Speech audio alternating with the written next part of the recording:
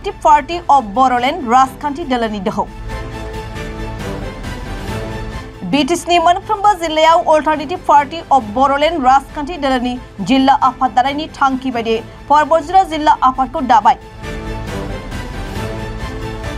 Kokrajhar Jilla Porbozra Mukhumani Singau Thanai Khazigawni Nublangau Bawise Sanfar Sigang Gdani Janam Manai ex-NDAB Forum Dazanai Alternative Party of Bodoland Raskanti Hanzakau Dini Porbozra Zillayau Porbozrani Gabang Gubun Hari Maharini Rais Raza Are Somasni Modojang Saurainani Dele Afad Dapuneko Nuno Mandai Zadak Kourang Bizangni Gezazang Permane Badibla Porbozra Zilla AFV ni Gdani Raskanti Hanzat Danayau Apadgiri Mori CBS Brahmo Are Netari Mori Saiful Islam Ko Saikonai Habapariau Miru AFV ni Dalani Apadgiri Dr. Anjali Deimari Are Gahai Netari Jogodish Busumthari Jang Lagase Porbozra Ansalni Gase Bargo NDAB Poramni Sadrabapur Are Gubun Hari Maharini Rais Razapuni Bhagala Raisang Jilla Afadanai Habaparia Zapunsajai Democratic right সকলোৰে আছে democratic countryত আৰু অন্য কথাটো হ'ল যে যেনেকুৱা হ'ব লাগিছিল এতিয়া BTC টো আমি 6 schedule হিচাপে পোৱাইৰে সেই 6 scheduleৰ সকলোবিলাক প্ৰায় পাৱাৰবিলাক কাৰ্টেল হৈছে আৰু যেনেকুৱা ধৰণে আমি নিজকে স্বশাসন কৰিব পাৰিব লাগিছিল সেইটো আমি বিশেষকৈ যোৱা 5টা বছৰত একেবাৰে দেখা নাই সেই কাৰণে এতিয়া আমাৰ নৱপ্ৰজন্মৰ কাৰণে ভৱিষ্যতৰ কাৰণে সুৰক্ষিত কৰি ৰাখিবৰ কাৰণে আমি এটা দায়িত্ব লৈ আগবাঢ়িছো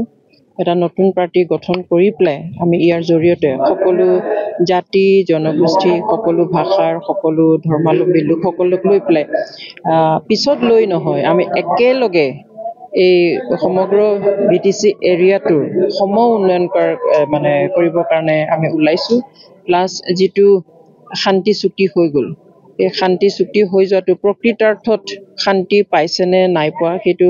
BTC বাসী সকলোৱে জানে শান্তি মুখত কোৱা কথা নহয় কোনে আনিছে কোনে আনা নাই কোনে দিছে কোনে দিয়া নাই সেইটো মুখেৰে ক'ব পৰা কথা নহয় যেতিয়া শান্তি নাই তেতিয়া মুখেৰে বেছিকৈ ক'বলগীয়া হয় আৰু সেইটো শান্তিটো হল অনুভৱ কৰা কথা এতিয়া গোটেই BTC বাসীত কিমানে অনুভৱ কৰিছে আৰু যদি অনুভৱ কৰা হেতেন আমি এই পাৰ্টিটো গঠন কৰাৰ লগে লগে মানুহ মানে জউৰিয়ে মানে যোগাযোগ কৰিছে উলাইছে আহিছে মানে আমি গম পাইছো যে এটো অল্টাৰনেটিভ এটা সকলোৱে বাছাই আছিল অৱশ্যে দুটা ৰাজনৈতিক দল আমাৰ অলৰেডি আছে তেওঁলোকৰ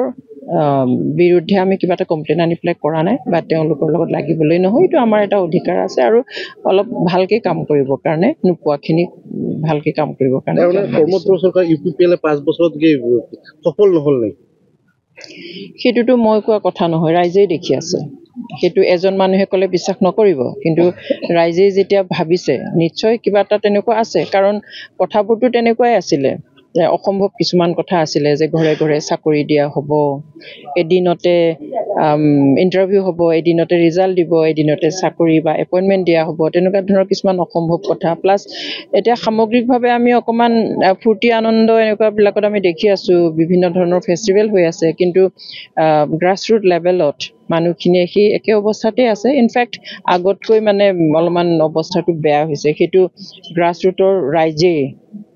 খাটি খোৱা মানুহে প্ৰতিগৰাকীয়ে ক'ব বা কাম কৰা মানুহখিনিও ক'ব দেখা গৈছে যে আপোনালোকে দল গঠন কৰাৰ পিছতেই BPF আৰু UPPL কিন্তু আপোনালোকক কোনো প্ৰভাৱ নকৰে বুলি সমালোচনা কৰিছে এটো কি ক'ব না হেতুটো ক'বই হেতু আৰু তেওঁলোকে পুৰণা পাৰ্টি নতুন আহিল আমাৰ বেয়া হ'ব হেতু ক'ব নেকি আৰু হেতুটো প্ৰভাৱ নপৰিব বুলি প্ৰতিটো ৰাজনৈতিক দলে ক'ব হেতু একো ডাঙৰ কথা নহয় যেহেতু আগন্তুক পৰিষদীয় নিৰ্বাচন কিমানটা সিটত আপোনালোকে প্ৰতিদ্বন্দ্বিতা কৰিব আমি এতিয়া সিটৰ কথাটো চিন্তা কৰা নাই ডিস্ট্ৰিক্ট পাতিবলৈ আমি আৰম্ভ কৰিছো আজি প্ৰথম ডিস্ট্ৰিক্ট কমিটিটো গঠন কৰা হ'ল আমাৰ কেবিনেটত আমি ডিসকাস কৰিম আমি শেষত মানে কিমানটা সিটত আমি প্ৰাৰ্থী দিম এতিয়া এইটো ফাইনেল হোৱা নাই জাৰকলি মুখ্যমন্ত্ৰী কৈছে যে আমি বড়ো সমাজত ভাষা হোৱাটো নিবিচাৰো আমি কথা পাতিম বুলি কৈছে আপোনাৰ লগত প্ৰবলেমটো অকমান তাতে যে তেওঁলোকে যি বিচাৰে হেতুকে আমি কৰিব লাগে যে তেওঁলোকে ভাগ হ'ব বুলি ক'লে ভাগ হ'ব লাগিব আৰু একলকে একেলগে থকা বুলি ক'লে একেলগে হ'ব লাগিব। এনেকৈ বড়োসকলৰ মাজত এটা ৰাজনৈতিক দল থকাটো বিচৰা বুলি কয়। আমিও ক'ব পাৰোঁ অসমীয়াসকলৰ মাজত এটা ৰাজনৈতিক দল থাকক, কিন্তু ডেম'ক্ৰেটিক ৰাইটছ আছে। আমি ৰেচপেক্ট কৰিছোঁ মুখ্যমন্ত্ৰী ডাঙৰীয়াই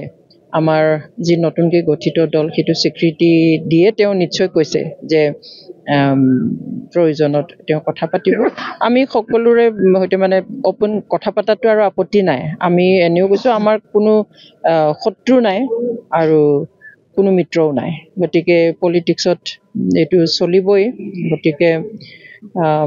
সেইটো তেওঁৰ বক্তব্যটো তেওঁৰ কথা। যিহেতু আপোনালোকে সাংগঠনিক ভেটি ইতিমধ্যে মজবুত কৰিবৰ কাৰণে আৰম্ভ কৰিছে, আগন্তুক নিৰ্বাচনত কিবা এলায়েন্স থাকিব নেকি কাৰোবাৰ লগত? নাই, সেইটোও কথা পতা নাই। এতিয়া আমাৰ এসপ্তাহ হোৱাই নাই আমি পাৰ্টিটো গঠন কৰা। সেইকাৰণে কেবিনেটত সকলোবিলাক ডিছকাছ কৰা হ'ব। আৰু এতিয়াতো গোটেই পৃথিৱীখনে এলায়েন্সতেই চলি আছে। গতিকে দেখা যাওক, সময় আহক, কথা পাতিম।